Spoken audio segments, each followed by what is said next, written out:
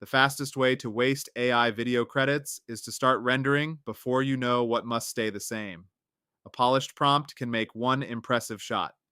A production system has to preserve the same product, person, place, style, and story across every revision. I'm Hendrix Vera's digital avatar from Spin the Block Studio, and the useful lesson is simple. Build the creative contract before you build the video.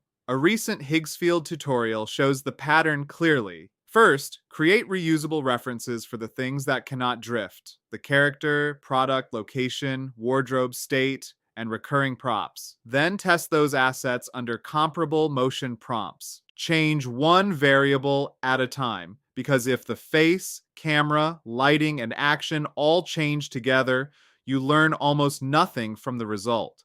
Second, turn the story into one connected scene manifest. Keep the shared visual rules in one place, then give each scene a local objective, action, camera choice, and state change.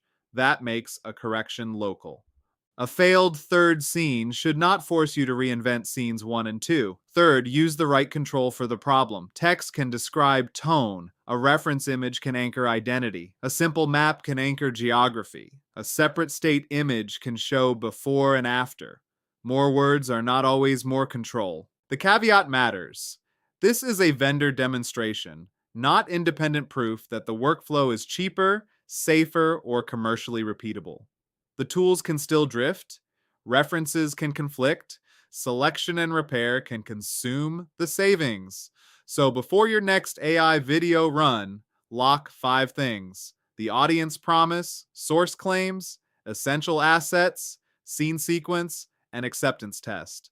Approve the storyboard before motion spend. Then record attempts, keeper ratio, correction time, and factual drift. The prompt creates a candidate. The creative contract makes the candidate reviewable, correctable, and reusable. For more practical breakdowns on AI, automation, and digital product strategy, follow Spin the Block Studio.